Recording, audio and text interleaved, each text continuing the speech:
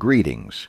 In the 12th to 15th centuries, Europe was ravaged by a disease known as Lazydeath, and those afflicted by it were often called the Livingdead. This disease was leprosy, an incurable condition at the time which inevitably led to the death of anyone who contracted it. Leprosy has been known since ancient times. At the very least, those among my listeners who are even slightly familiar with the contents of the Bible have surely noticed mentions of leprosy. We can find these references in both the Old and New Testaments. For example, in the book of Job, there is a story about a righteous man who was subjected to trials. One of these trials was leprosy.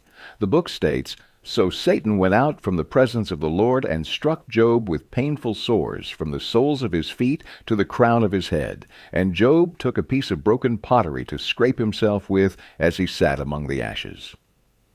Another episode can be found in the second book of Kings. It tells the story of Naaman, a Syrian commander, who, after contracting leprosy, turned to the Israeli prophet Elisha. Elisha instructed him to dip himself 7 times in the waters of the Jordan. Following Elisha's advice, Naaman emerged from the river completely cured of the disease. Similar examples can be found in the New Testament. The evangelists Matthew and Luke report Jesus healing a leper, and Luke tells the story of Jesus healing 10 lepers.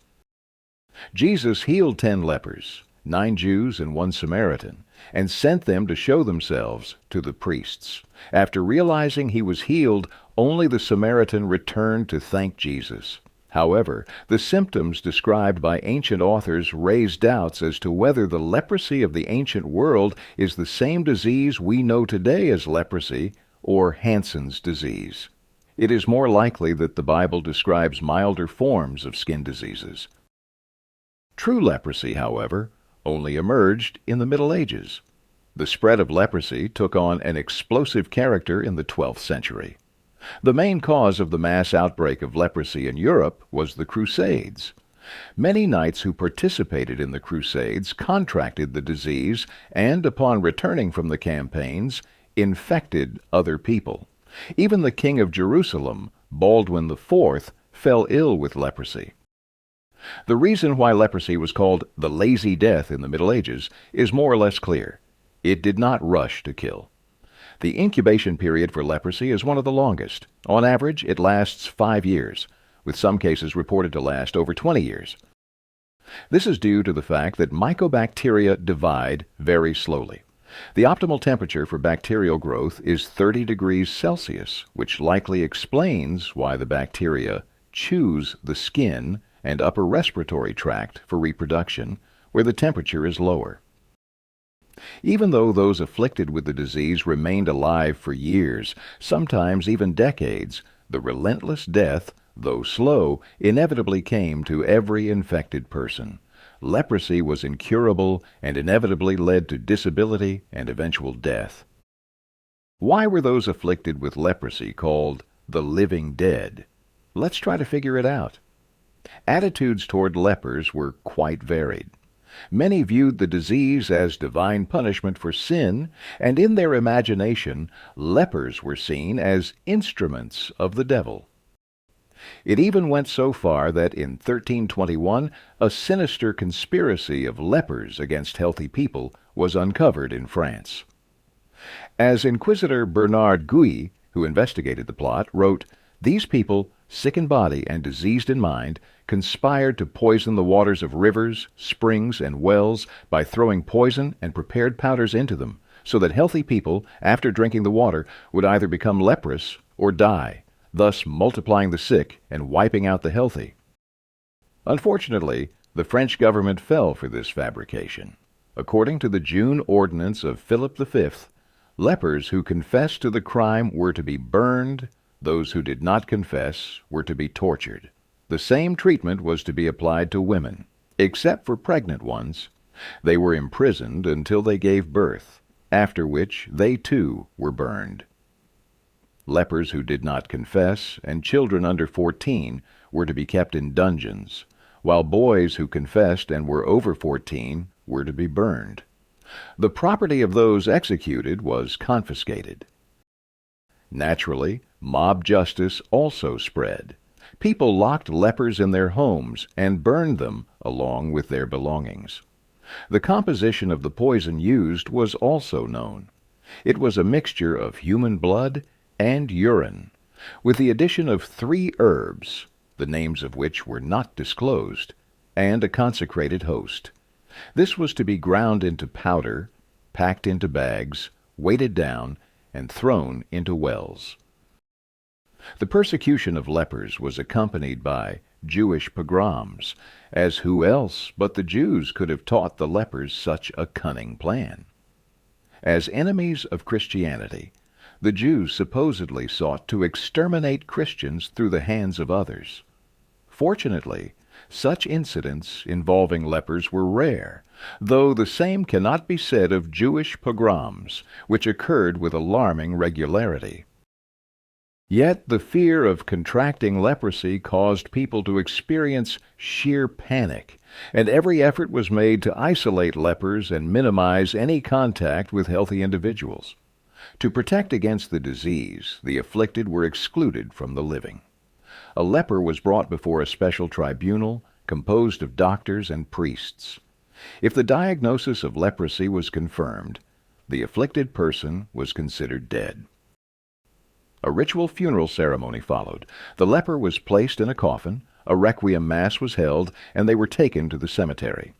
They were lowered into a grave, with a few shovels of dirt thrown on them.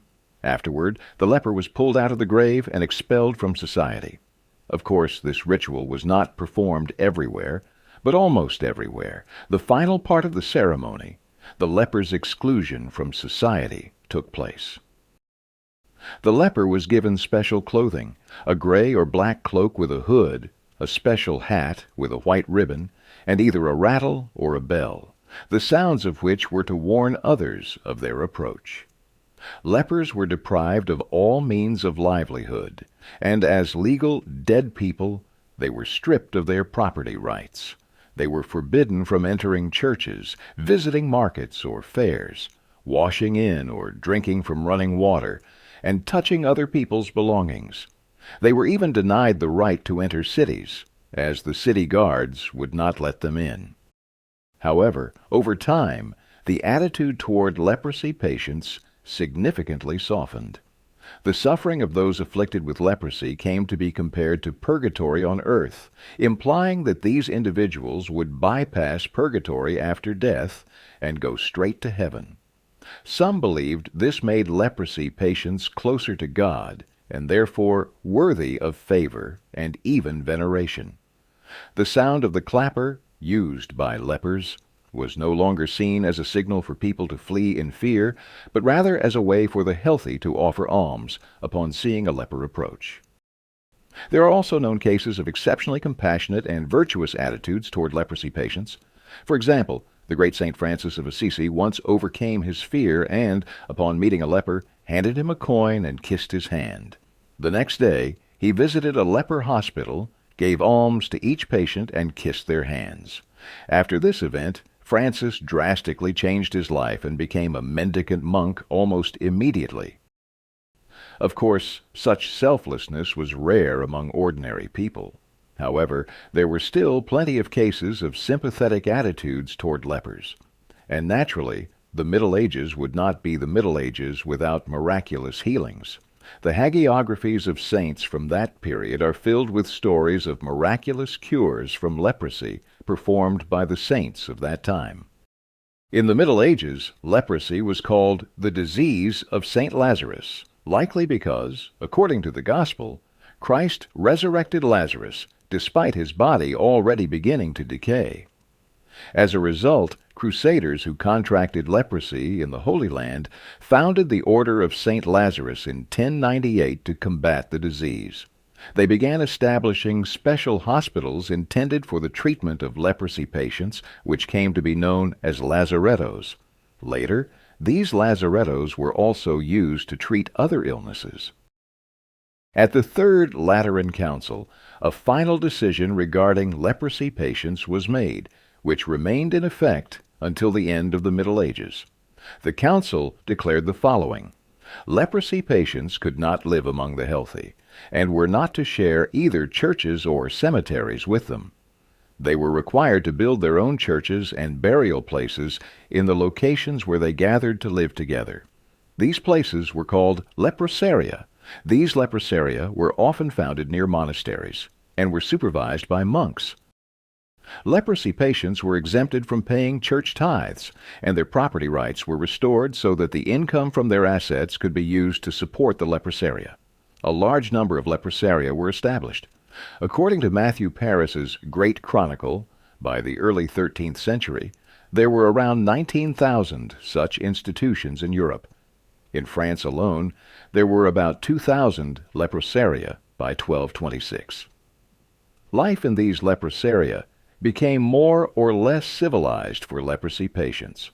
Monks encouraged the patients to stay in Leprosaria by providing them with decent living conditions. There, they ceased to be outcasts, and soon after their founding, nearly all leprosy patients were isolated in Leprosaria and Lazarettos. Furthermore, Leprosaria and Lazarettos helped prevent the spread of the disease by functioning as quarantine centers. These measures proved effective, and by the 15th century, leprosy had receded to the extent that many empty Leprosaria were closed or repurposed. In conclusion, it is worth mentioning that in 1873, the Norwegian physician Gerhard Hansen discovered the bacterium that causes leprosy. Today, leprosy can be cured if caught early, but unfortunately, in advanced cases, it remains incurable. Thus, the story of the history of leprosy comes to an end. Goodbye.